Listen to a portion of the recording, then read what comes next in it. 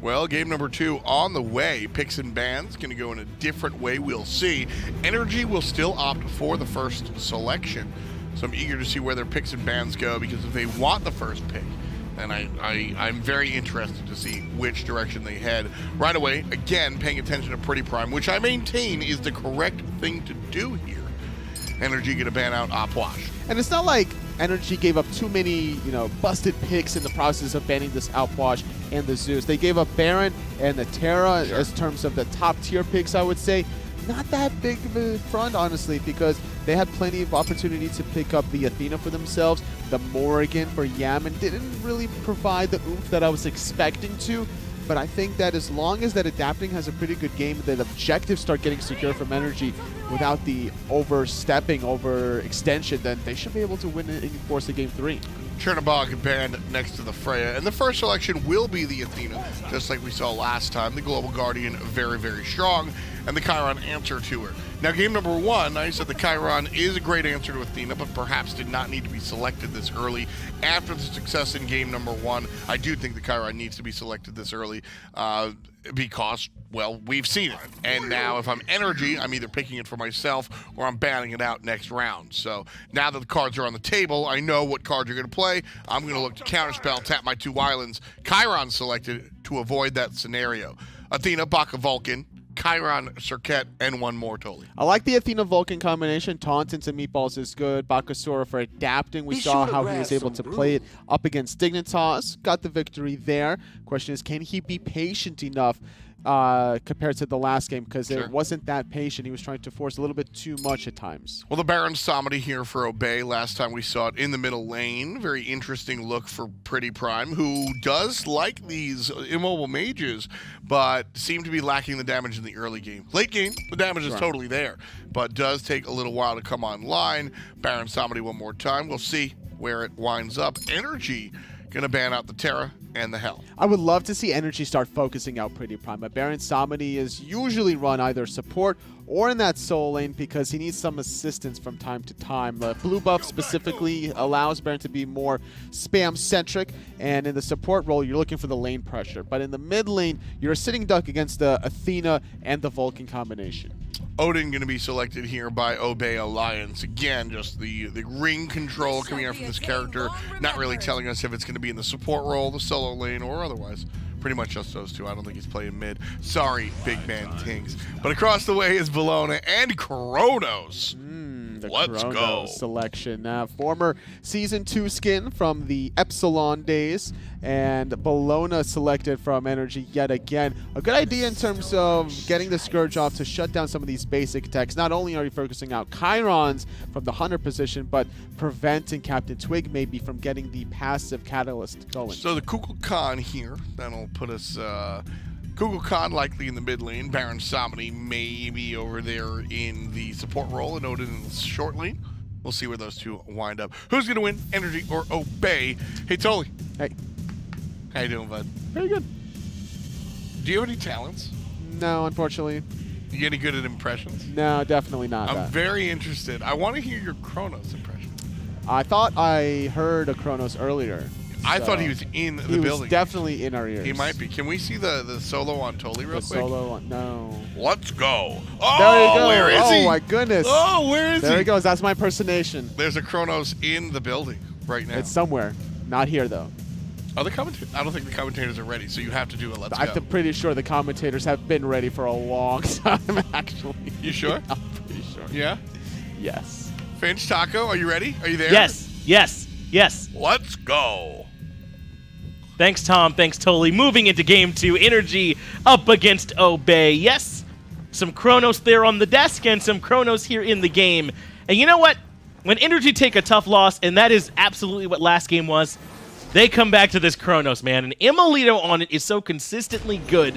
It's such a reliable pick for them when their backs are against the wall that you almost just want to insta-vote for NRG here to grab this one. Obviously, you still got to see how it works in action, but it's hard to pick against them here. It's always difficult to go against emilitoo's Chronos in these sort of circumstances. Horrific Emblem, though, seems to have been expended already. iRaffer just trying to slow down this clear potential from emilitoo. Dunk comes through, so emilZy is going to take quite a bit of poke, but there shouldn't be much more kill potential there in this dual lane. But a lot of interesting picks, I would say, in this one, Taco. The Kukulkan coming out for Prime. Yammyn is on the Vulcan, which I almost wanted to say was Prime on the Vulcan, just out of instinct. emilitoo now playing the Chronos. Bakasura for adapting. There's a lot of picks that we don't often get to see, but that are kind of comfort ones here. Probably for the best, though, that Yammyn ended up taking that Vulcan away from Obey, because the second iRaffer locked in that Odin. I think all of NRG probably let out a simultaneous uh-oh. Yeah, not going to be easy for them to get away from this Odin, as NRG, despite game one, still appear to be the favorites, at least out there in the hearts and mind of those in Mixer chat. Adapting takes quite a bit of poke. You know, of course, he can't eat up some minions and heal back up, but that's a lot for him to take. Also, Kukulkan might seem a little bit out there. Sure. But I like it into the Bakasura, especially for Prime, because you've got the tornadoes are going to make quick work of the Bakasura little minions. You can, like, put him at his ultimate. feet, I guess, yeah. And not only that, but the Spirit of the Nine Winds. That is a great way to force a Baka to disengage from you. Absolutely. Just kind of drop it down. It even hits a little bit behind, which might be a little bit curious for him. But yeah, it's got a great hitbox to favor the Kukulkan. Plus, he's excellent in sieges. Let's say NRG do get ahead. This Bakasura starts off great, or emilitoo's like threatening towers all the time. I mean, Kukulkan just feels great. He can clear from such a safe distance. One big ultimate can send everyone out of there flying. I mean, it's a strong pick, I think, right now. Well, we also saw what happened last time NRG had a lead up against Obey. Yeah, it evaporated. 5 minutes ago, not even that. Obey managing to find enough time to bring themselves back into the match. So if I'm NRG, Finch, I don't feel comfortable no matter what kind of a lead I have. No, and I think NRG just need to be a little bit more decisive, man. These top teams here in Europe are so close. To say NRG made any drastic misplays, I think would be false from game one, right? Yes, there were a couple opportunities, I think, where they could have been cleaner, but I mean, any small errors or windows that you give Obey, Dignitas, Rival, NRG, any of those teams are more than capable of capitalizing on them instantly, it feels like. I just think that for Obey and NRG especially, neither side is ever really going to be willing to just call it quits. No matter what kind of a golden experience disparity can be built up between these two, there is a special kind of fire that gets ignited that no one wants to fall victim to the other side, and NRG are definitely gunning to try and bring this one to a game 3. It's going to be the idea as Adapting goes and grabs some back harpies from himself. Those aren't yours, Adapting. What are you doing there, sir? Just trying to find some farm anywhere in the jungle.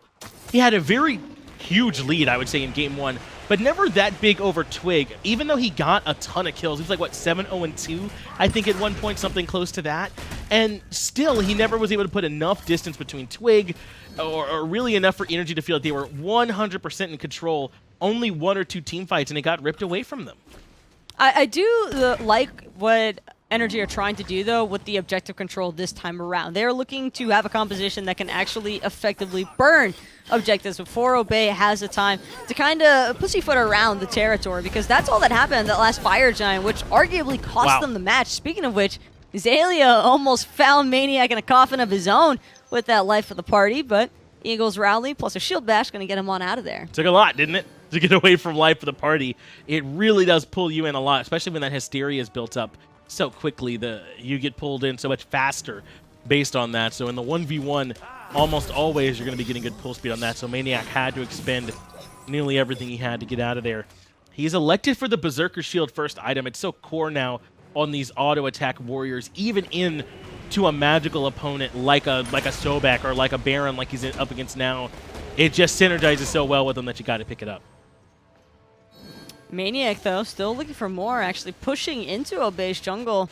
Seemed like Adapting and maniaKK were trying to make the most of this Bakasura pick and looking for the invade early on, but they're not going to find their chance on the first buff respawn cycle. Going to have to stick around and wait it out for maybe some future ones, but Obey very clearly not trying to give this Bakasura any sort of an inch advantage in this jungle. I wouldn't be surprised if Obey just heavily prioritize securing their own camps as well. That's going to be the idea, just to make sure they're not letting Adapting find too much free farm here in this game. He's elected to go with this Hasten Katana first item, which is wrong, by the way, right? You're supposed to be doing Golden Blade. Twig showed us that last game. That's just how good it is now that's in the game. Everybody buy it all the time. I love it. I still stand by the fact that just because an item can work and does work does not make it ideal. And I think that was a prime example. I think Twig, as a player, can make anything work. He does janky builds all the time. I just still stand by the fact that by the time you finish buying a Golden Blade, it's 2,300 gold, and you're already full clearing camps. You don't really need that item. Absolutely. Well, it ends up working for Twig in that case, and adapting certainly correct to be looking here at this hastened to try and make sure that he can stay as close as possible to his opponents. Can you imagine Baka with the Golden Blade, though? I feel like would that'd love be hilarious. that. I would love it. I non-ironically want the item on everyone all the time who can buy it. I know it's not good. I still love it. I don't care. You can have some fun with it, though. It does make for some very interesting niche builds, and I think that Twig has already exploited that to an extent. Speaking of which, Twig now looking to commit onto Yammyn here. Egg is going to buy him a little bit of time, but it won't save him from that Spirit of the Nine Winds or the last breath that came up after. They commit the shell, so that means Yammyn will fall even with that for first blood. Taunt is going to pull in iRaffer, but adapting, I don't think he recognized. He should have kept auto-attacking, and iRaffer somehow makes it out. In fact, Twig with a chance to very nearly catch him out instead. He'll have to disengage. The most unfortunate pairing of miscommunication. Oh, man. And the chaos of the moment is what really caused that one to go astray. maniaKK, again, will not be successful in stripping away that blue buff from Xaliea. Just having some trouble finding the right HP threshold to finish off with the bludgeon. What a tough situation, though, where adapting and emilZy both did the right thing individually, but not the right thing together. Either one of them on their own would have netted the kill, but I think they just didn't realize that they both were so close to making that call. Sometimes this happens that way, where you're acting so quickly in a fight, and you can't communicate what you have, and they end up not finding the kill. Now maniaKK might be in trouble, but a nice dash is going to allow him to avoid the Cobra's Kiss. Possibly even both kills. I think that we might have even seen the death of PrettyPriMe there had it not been for the jump in, because adapting has to take tower aggro then instead of emilZy, who might have been able to tank up a shot or two a little bit easier there for the Bakasura, and then reset the leash to adapting, who can afford one shot but not multiple. Yeah, and he had to get right on out of there. So unfortunately a bit of a missed opportunity for this Bakasura, who would like to be a bit accelerated in his build, is very reliant on some items, needs to have probably 3 or 4 online before he can truly do the work he'd like to. But he's almost there. Boots should be finished soon. Adapting, keep running. Certainly not over, but it just feels like an opportunity that got away from them. Adapting also struggling a little bit to keep up in farm to Twig, which sounds a little bit weird to say out loud when it's a Bakasura against the Serqet, but these buff invades that initially sounded good on paper have just been problematic. Speaking of which, Cripple will end up catching out Twig for a moment, but Spirit of the Nine Winds is going to smack emilZy and adapting right on the backside. Prime's a nut, right? Just like over the wall. I mean, you mind if I just hit both of them with this ultimate? Not the fastest move ultimate in the world, but it finds them both. That's enough to create enough space for the rest of his team to get right on out of there. Just here in fall, this is the PrettyPriMe we were expecting to see coming here into Season 5, I felt like, where your jungle mid is so important, more I feel like than ever. You were like, well then give me Twig Prime. And it took a while to get here, but in fall, I feel like they're getting back to what we knew. I only halfway disagree there. I think we saw PrettyPriMe. We did not see CaptainTwig. Maybe, sure. I think Twig was just struggling because he had a little bit more problems, I think, adjusting to iRaffer being brought onto the squad, because jungle and support have to play off of each other a bit more, I would say, than support to mid. At least for the Season 5 meta, it's been a lot more of a heavier focus around jungle mid for me, and iRaffer kind of just rotating around, because iRaffer doesn't really do the support thing all the time. He likes going aggressive, and Twig kind of just struggled with that a little bit at first. And there's more support rotations than there used to be now, I would say.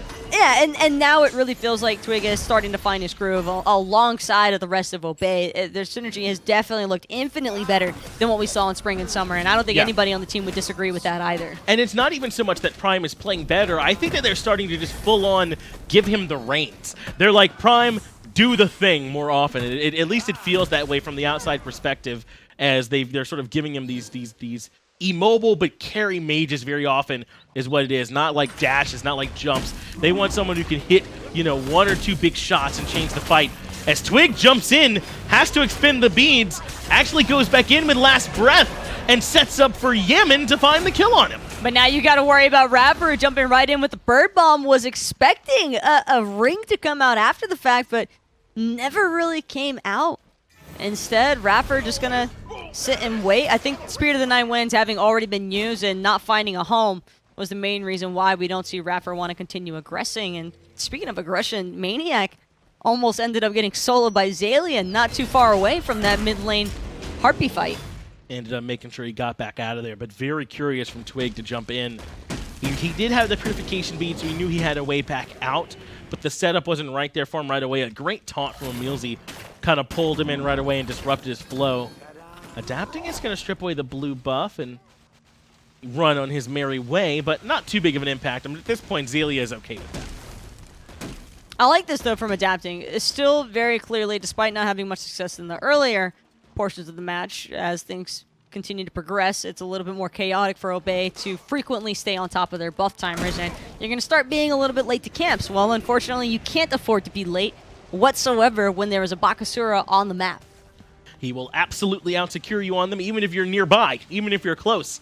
So you certainly don't want to have to try and deal with a Bakasura in your jungle, as he catches back up to CaptainTwig a bit. He was never too far behind, maybe about a level or so, but it looks like maybe about half a level as we cross over to the 12-minute threshold. It's 1-to-1 in the kills, very, very even in terms of golden experience. But that might change. Defender of Olympus used onto Yammyn. That's an ultimate expended. Nothing really committed from Obey. Felt forced as well from emilZy. I think that NRG were concerned Obey were about to start up a fight. It looked like they were. Because of the way that they were positioned, and it kind of just trap guards NRG into wasting that Athena ultimate. I am a little bit surprised also that neither side has really made any sort of an attempt towards this Gold Fury. I feel like NRG could burn it in a heartbeat, but maybe just too concerned or worried about that Spirit of the Nine Winds to come flying over the wall to steal it away. It is very good confirmed that Prime has on this Kukulkan, so you got to be careful for it. But I agree. I mean, Adapting drops those minions, emilitoo swinging on Chronos, especially with that second ability steroid popped as well. They should be able to burn through it very quickly, and even Yammyn for confirm that's very good in NRG's own right. And even the turret there to try and help tank. They certainly have the tools, but so far they haven't seen their window, so they're not going to force it. Obey kind of showed them last time what happens if you try and force it against them. Speaking of which, maniaKK forced to come back into the fray here from Xaliea. Life of the party is going to suck him right back in, despite the Eagles' rally. Just not enough of a range to escape here. And an easy pickoff for Obey that CaptainTwig is certainly pretty happy to have found. Yeah, very well timed between Xaliea and CaptainTwig. Xaliea forced out the ultimate and the dash as soon as CaptainTwig sort of got nearby. That way they're able to find an easy kill with no mobility available. Yammyn, though, drops the ultimate on the iRaffer, deleted. The ultimate comes through, though, from PrettyPriMe on the back end. That does bring emilZy rather low. Adapting just barely makes out of there as well, but Prime going aggressive on the Kukulkan. Can't find it, but maybe CaptainTwig can. All he needs is one moment to connect. Speaking of which, Yammyn off the mark with that backfire. But Ataraxia's rotation, I think he was trying to find Adapting in the jungle here. Twig will make sure to remove that speed buff, however, and that's a little bit more important than the kill at the moment.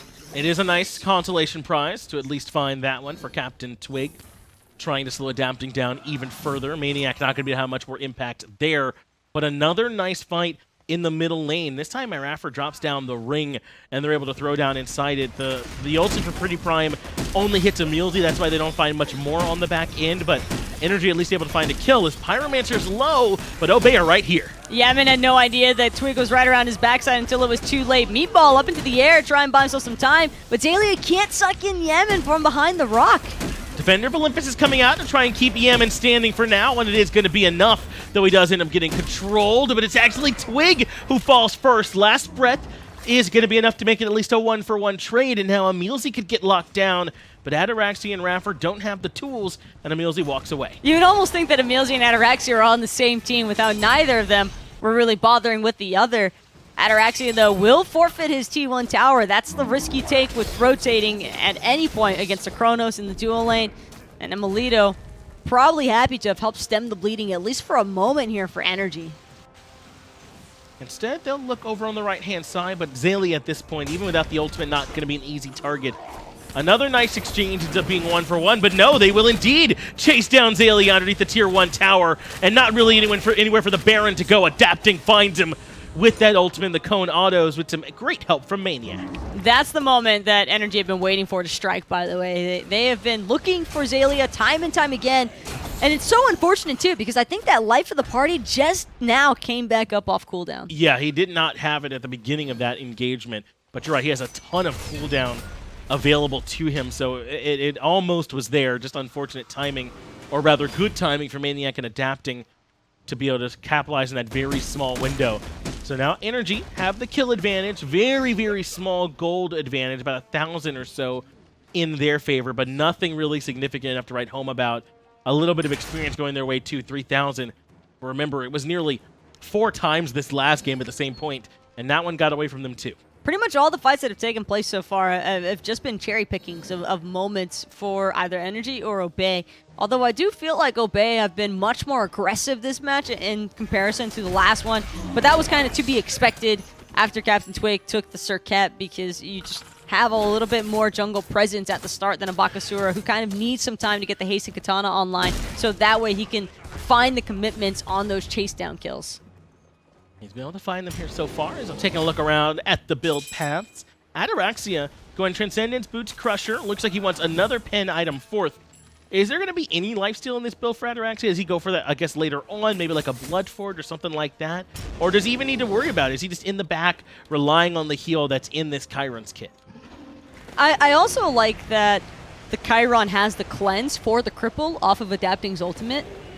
It can normally be very problematic for a Serqet to try and dash away frequently, but with that training exercise, no one has to worry about a cripple, and in fact, if Adapting isn't careful enough, iRaffer is going to be able to trap him inside of that cage. CaptainTwig low already, half HP. He's going to have to fall back a little bit more. Oracles, though, are secured by NRG to give them some vision.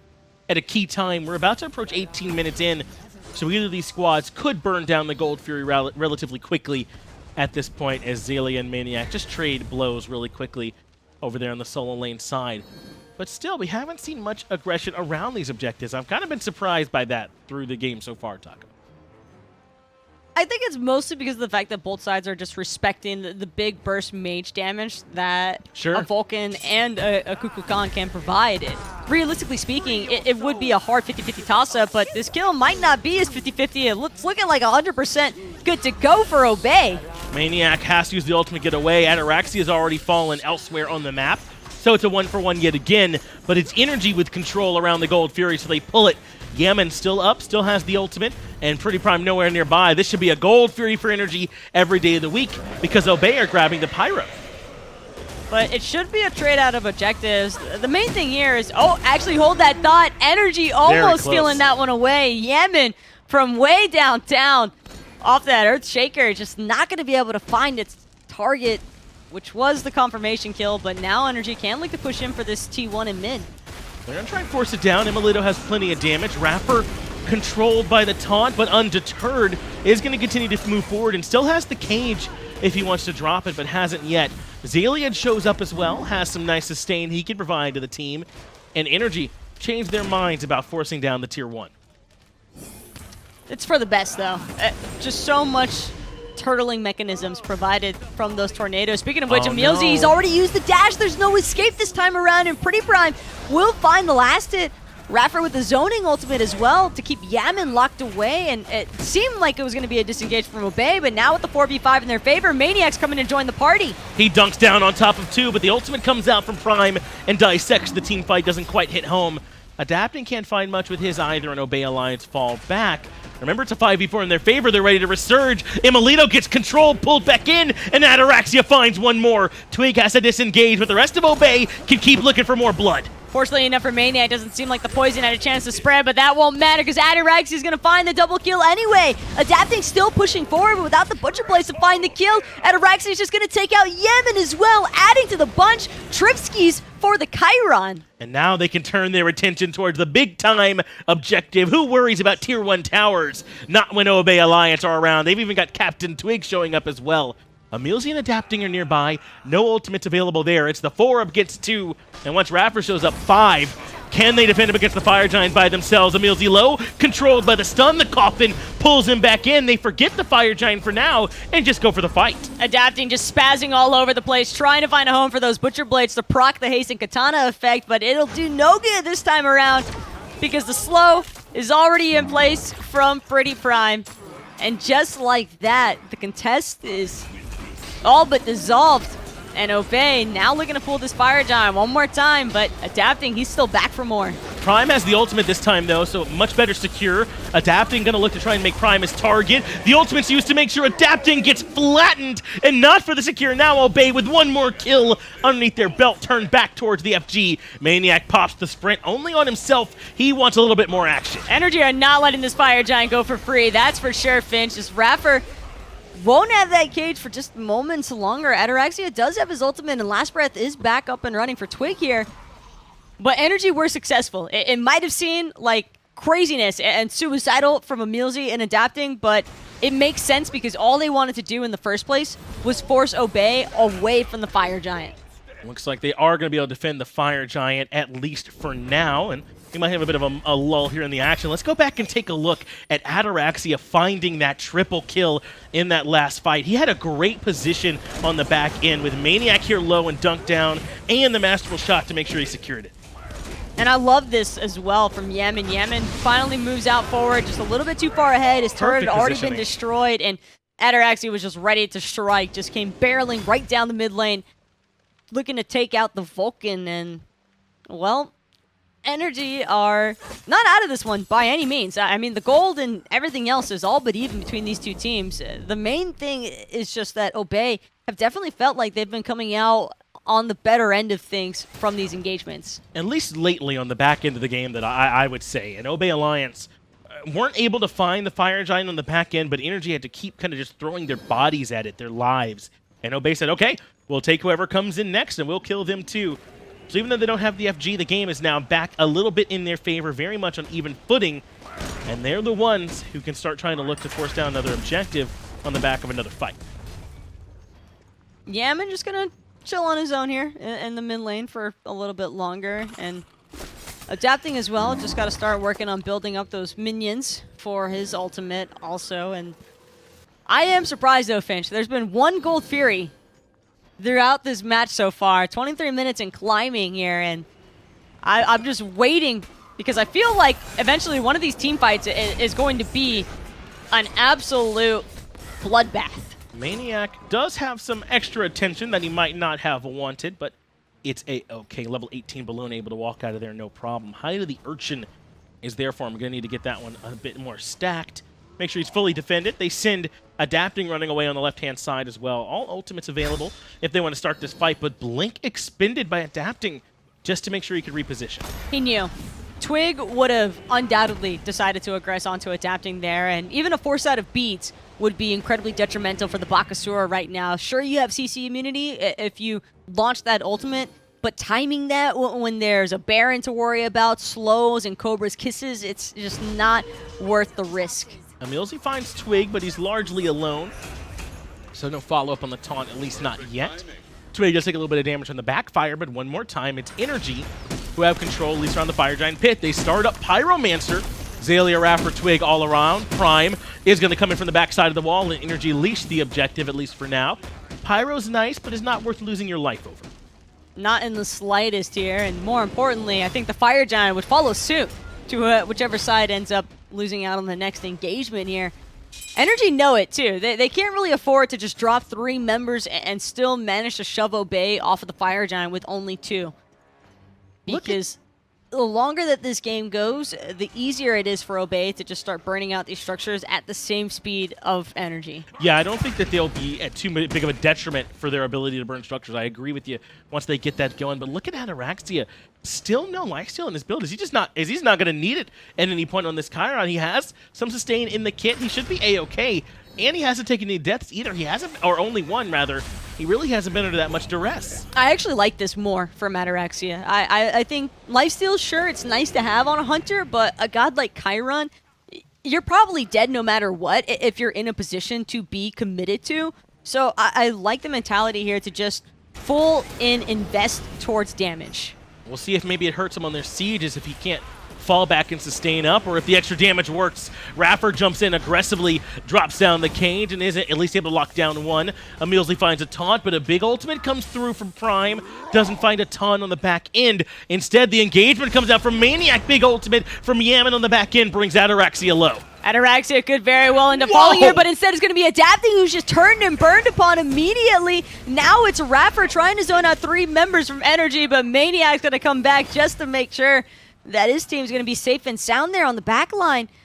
And what a turnaround play, though, from Obey. I'm not even sure what caused Adapting to disappear like that. He gets blown up essentially by Ataraxia, I believe. He just turns around and starts putting in the hurt onto Adapting, who's gone all damage essentially at this point. He's just not going to be able to survive a whole lot of return fire. Tier 1 goes down in favor of NRG, with Defender of Olympus, emilitoo, Yammyn, and maniaKK all here.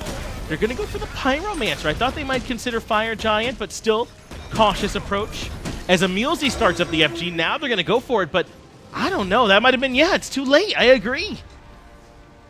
It does seem as though NRG missed out on a little bit of opportunity. Maybe they thought that Xaliea and CaptainTwig were more local to the area, and so they didn't feel comfortable pulling the Fire Giant right away. So they started up with the Pyromancer just to see if anybody would rotate from Obey. When they realized that no one was coming over, then we saw emilZy look to start pulling the Fire Giant, and that was the time when CaptainTwig and Xaliea actually chose to reveal themselves there, which then prompts NRG to back off. It's still only 2 of them, though, and NRG have been a little more cautious than I'm used to seeing them in this entire set, I would say, about when to try and take their engagement. But keep in mind, it was only 2 of them originally when NRG stopped Obey from taking down the Fire Giant not too long ago. So I think it's just a matter of comfort and preference here, and NRG are just looking at this from a better safe than sorry direction. Well, now they're going to pull the Fire Giant. CaptainTwig is the only one who's really nearby at this point. He's being controlled by emilZy, expends the beads. He wants emilitoo on the back end. NRG grab the Fire Giant off Yammyn, secure with the ultimate, but can they get away with their lives? Anticlimactically, the answer is yes. Obey are done fighting. Instead, they're going to head towards the mid lane, and NRG grab the FG. I don't blame you, Finch. I thought for a second that there might have been a little bit of a deeper commitment there as well, the second that CaptainTwig uses the last breath onto emilitoo. But not going to be able to make it happen this time around. Instead, Obey going to turn their sights toward this Gold Fury. NRG might have gotten the Fire Giant, but Obey are going to make sure that they stay relevant in terms of itemization by stripping away all that gold for themselves. And they'll be able to back to base. And honestly, Finch, I'm not even sure I look at this as a negative point of view for Obey. Because even if they did have the Fire Giant, their siege would be so problematic into the composition that NRG has.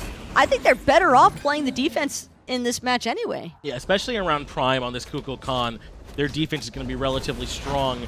And during the siege is where NRG floundered a little bit in Game 1, particularly this fight right at the spot we're looking at between behind the Tier 1 and the Tier 2, right around that area. So try and have NRG do it again and ask that question one more time. Can you all siege correctly in? Can you beat our defense? Last time they couldn't. Maybe this time they can't again. Well, hopefully that's the case for Obey if they want to keep their chances alive for that top 2 slot. This is what it all comes down to. They do not want to see a Game 3 happen here between themselves and NRG. The longer you play NRG too, the more difficult it gets. And right now, I think NRG are certainly proving that, because I wouldn't say that they were directly out in the lead at the start of this one. It feels like very similar vibe to the last game, except Obey and NRG have swapped positions. And now it's NRG who the ones have a brief moment of control. But Obey again showing a full force defense on the Tier 2, at least for now. And why not? Kukulkan so safe and strong in defending that you might as well. And NRG having a hard time breaking through. But this is the problem with trying to deal with the Kukulkan and a Vulcan, is the creep waves are dead before you even get a chance to try and put pressure onto the tower. So if NRG want to find these structures from Obey, maniaKK and emilZy are just going to have to absorb the blows. Some good shots coming out from emilitoo. They will get decent damage onto the Tier 2, but not enough to bring it down. And even still, NRG having trouble forcing their way into the Tier 2. CaptainTwig is lurking on the left-hand side. Beads should be available for everyone by the time this fight starts. Only a few seconds ticking off for Twig and emilitoo. So everyone should be relatively safe. Wards right next to each other, but Twig has no idea. iRaffer going to go ahead and jump forward, though. He's got emilitoo right inside of the cage. Now he's going to run back, but the Earthshaker's going to deal a pretty amount of his damage. And now iRaffer, he's already down and out for the count. 1 for 1, both supports have been removed so far. maniaKK is very low, the tornado's ticking, but not quite enough to find the kill there. emilitoo wants a little bit more blood, though. He dodges out every ability from Xaliea so far. CaptainTwig commits, Rewind comes out, but emilitoo's right back in the thick of things. He gets blown up nearly immediately, but Aegis keeps him alive. Tornado does not tick, and emilitoo somehow is out of there. Just too fast. By the time that the tornado was in full effect, emilitoo was already zooming on out of there. So he's got that additional movement speed to thank for that off of the quadrants. But that's about all NRG are able to get. And just look at how much grief they had to go through. Not easy. For a single tower. Now wait until the Phoenix pushes start to come into effect, Finch, because that's when the real fiasco really unfolds. No, if I'm Obey, I am comfortable with my defense, especially with that way that fight went around that tier 2 tower. So no reason for them to overcommit or over-aggress over here into the Fire Giant pit, at least not right now. They've certainly got the tools to make life exceedingly difficult for NRG to try and break into the base. And we're, what, 31, almost 32 minutes into this game now, Taco. The gold differences aren't going to be meaning nearly as much here soon. 6 items just about to get finished off here in just a moment. I think we even saw Heartseeker down there for Ataraxia. So very, very soon, everyone will be topped off, and this game will be all evened up. I find the Heartseeker pickup to be rather interesting as well from Ataraxia. It's another one of those situations where I do feel as though he might benefit a little bit more so with a Titan's Bane, for example, or even Odysseus Bow, but player preference at a certain point usually overrides everything else, and Ataraxia feeling confident about this Heartseeker pickup, and I don't fault it all that much because Chiron does have that Masterful Shot, which I think is probably the best way to proc that Heartseeker effect also. It feels really good when you get off on the Masterful Shot. We'll see if Ataraxia can find it here in this game, as he already has those stacks ready to go. Ataraxia, the Chiron main, as it were, so I certainly trust the builds he's able to find at a certain point, but we'll see. As Obey aren't even around the Fire Giant, they're kind of pushed out beyond it, taking down the tier 1 on the right-hand side and threatening NRG. I still remember Ataraxia's original Chiron builds and the rage that would follow every time he picked this god because of his Brawler's Beatstick Rush craziness, but those days feel long past, Finch, and you never believe it, but it feels like they've almost come full circle, in fact, because it's Season 5, and Ataraxia is still able to pick Chiron and play it effectively. That's right. He stays in the lab trying to figure out exactly what kind of build he's looking for, as now NRG are the ones at the position around the FG. Obey have kind of relented a little bit, at least in terms of where they want to stand around the objective. It's now NRG with control on the left-hand side, rather. iRaffer hanging out with Ataraxia up at the top. Xaliea and Prime, or at least nearby, but they can't find their way in either. NRG don't want to try and start the fight just yet. 33-33, 3-3-3-3. I don't even know what to say to you about that. I mean, it's just nice to see. It didn't get better the second time around. We missed 2-2-2-2. Unfortunately. Maybe next time. Well, we'll get them at 44-44. That's right. Spoiler alert. Let's see if we're there for that one, right? As these two teams can't seem to quite find a way to break out the other one. I think Obey are very happy to play defense, even Nano and Phoenixes, just to be the counter initiators. And NRG seem unafraid to call their bluff on it. They're going to start the fight. emilZy goes for the taunt onto PrettyPriMe. That won't quite hit home. Twig trying to make his way to the battle, but the big ultimate already coming through. Prime evaporates Yammyn on the back end of the fight. Twig takes down emilZy as well. maniaKK looked for the hammer to come down the banner, but Ataraxia not going to let him do it. And it's only getting worse for NRG. 3 members already wiped, and I highly doubt anybody's going to waste their time chasing down emilitoo unless their name's CaptainTwig. Twig can afford his own Emil at no cost, and Adapting also knows if he dares to venture anywhere near this Fire Giant pit, it'll just be to his death. This is a free Fire Giant for Obey, off the back of a beautiful cage there from iRaffer. Not only did he manage to isolate emilZy, but in the same motion, kept Yammyn and maniaKK trapped inside of that cage long enough to make it so that the Phantom was never allowed to come into effect, because who's got the Phantom? emilZy. Prime able to find a nice hit off the ultimate as well. Fire Giant going to be the call for Obey, and defense going to be the call now for NRG as they have to fall back to their own base. A lot for Obey to work through, though. All 3 Tier 2 towers still standing, and 2 Tier 1s as well. Only the Tier 1 in solo was taken down by Obey, and they did that just before the Fire Giant siege. They kind of just walked over and got it. So at this point, a lot of gold to be farmed. It does mean something in terms of 3K pots and such, but that's about it at this point. Also, the timing of Twig's last breath onto Yammyn, I think cluttered his vision, so he couldn't tell which direction the Spirit of the Nine Winds was headed in, because at this level of play, you can recognize sound cues for just about any ability that's for the popular gods in the meta right now. And Spirit of the Nine Winds is such a distinct sound that you know when it's coming for you. You just don't know where it's going to connect because he was facing the rock. I don't know. Everything about that just could not have been played better by Obey. Now they're going to take down the Tier 2 on the left-hand side, leaving CaptainTwig to grab the Tier 2 in mid. And now NRG have to try and find a way to make their own defense. Yes, Vulcan is good from it, but he's no Kukulkan, I would say, Taco, in terms of what he can do from range. But NRG do have Yammyn. I think Yammyn, Vulcan might not be the cuckoo with the range of the tornadoes, but the backfire is still rather effective. It is not good. to mention Emil with this Chronos can also play a pretty key part here, because mage abilities do have a bit of an easier time clearing out these creep waves, and Obey are probably going to have to make the same sort of investment as far as committing a member or two if they want to try and get a successful siege going here. I like this from Twig, though, rotating over to grab the Tier 2 on right. That's all the work done. Only Phoenixes they have to look for now, as emilitoo is actually pushing up in mid, but he comes back at just the right time. CaptainTwig might have rotated over, tried to put a little bit of the hurt on him. Obey are falling back, but doesn't look like they're giving up. I think they're going to try and come back down one more time, make this push in left, and let Twig push up middle. And Twig is so incredibly tanky right now, too. That's the other issue I think that NRG are starting to encounter with this Serqet, because if you try to toss her up off your head or try to burn her out, Obey are going to be able to respawn usually beforehand. He caught him! Oh, it wasn't enough, though. emilitoo had the bead, so he's okay. Somehow, Twig got close enough for the Cobra's Kiss. That forced out the beads.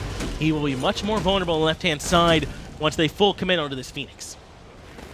Blink for beats is almost always worth it in the eyes of a jungler, because now emilitoo, the next time he gets CC'd, we could very well end up seeing him get forced out of his ultimate at an untimely period, because Obey have the pressure now to threaten the removal of emilitoo's cooldowns in that way. And with this next creep wave pushing in, I think this is about to be go here, Finch. Obey Alliance jump in aggressively. emilZy with the taunt allows him to control 2. The cage comes out from iRaffer, but the pull from Xaliea is much bigger. Yammyn can find no one with the ultimate, so instead Obey Alliance collapse onto the frontliner maniaKK in a whole heap of trouble, but he makes it back. Big ultimate coming out of PrettyPriMe, removes emilZy one more time. Now it's maniaKK who's in trouble. Xaliea finds him on the right-hand side. emilitoo can't even get rewind off. Ataraxia removes him from the game. Obey Alliance take down the Phoenix on the left-hand side. Only 2 members still here to try and force Obey back, and I think they might just 2-0 NRG. They're fighting back, Finch. They remember what happened the last time these two teams faced off, and they're not looking to let it happen again.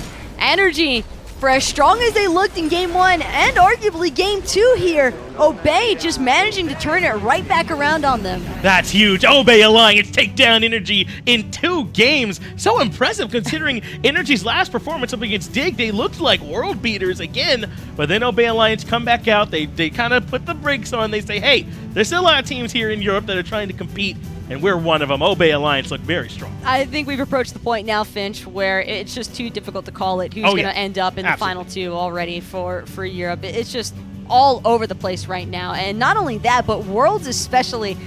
I can't even begin to imagine what's going to take place there. But I mean, I couldn't be more excited for it. Every team, it feels like, has a real claim to that #1 spot. We're just going to see how it all ends up shaking out. But who was your MVP there from Game 2 on the side of Obey? Go ahead and vote for us now in the Mixer poll. Let us know. I almost want to say Prime because of the Spirit of the Nine Winds, but the setup between iRaffer and Twig, it's a tiebreaker. I think it might be Twig on this one. His setup, as you just said, was excellent in that game, making Prime look good and throwing him into the ultimate from that Kukulkan. But let's get it back over to the desk. I think they might have a few more thoughts on what they saw happen. Thanks a lot. Great job on the call, as always, John and Taco. Tom and Totally to break it down right here. And boy, what a breakdown it was for NRG. I mean, this team, it was fun watching them lose to Obey earlier on in the year because there was that subtext of the traded supports, but totally, what happened? It was honestly the CaptainTwig show alongside PrettyPriMe and a little bit of sprinkle from Ataraxia's Chiron. The long distance shots, he had a triple kill earlier on, and honestly, the cages from iRaffer were just well positioned. There was a time around the Fire Giant where emilZy has to look for the taunt engages, and because of that, the Odin cage traps in Yammyn, and as a result of emilZy being too far forward, the ultimate from PrettyPriMe taking him out. There were several moments of that. CaptainTwig really leaning on his setup man pop's capability, Fantastic job in the jungle, setting up the most valuable player of all. And it's PrettyPriMe with his 30,000 player damage on the oddball Kukulkan selection. I mean, PrettyPriMe is an oddball character, honestly. Long hair, doesn't care, short hair, all of a sudden they're finding wins. Whether you ban away his Outwash and a Zeus, he's going to play the Kukulkan, the Raijin, it doesn't matter. He's getting the kills. Yeah, look at that big damage right down Broadway. And his ability to avoid the opposition and then still have an impact was really impressive. We heard the commentators shout out CaptainTwig as well. Great setup coming out from the jungler on the Serqet.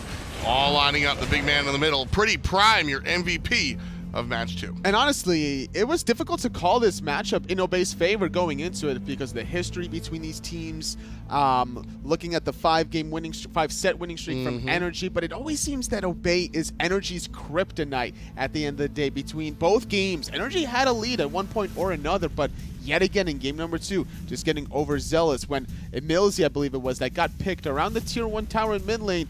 NRG continued to fight 4-on-5, moving forward by themselves, and they get punished, and that's when Ataraxia got that triple kill. Rough stuff there for NRG. Let's take a look at Europe and see where everybody's standing after this one.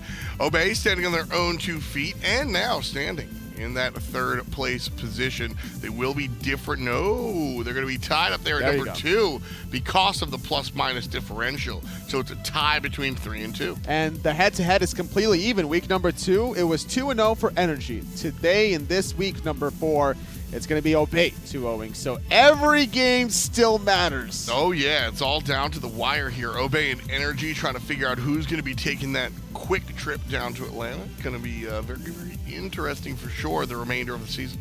I think Dignitas, though, after a result of their set victory, after this set losing for NRG, we'll do the math, but I'm pretty sure they're already clinched for at least the top 2. Coming up next, Battle of the Bottom. Mouse takes on SK. Somebody's going to win. We'll be right back with match 3.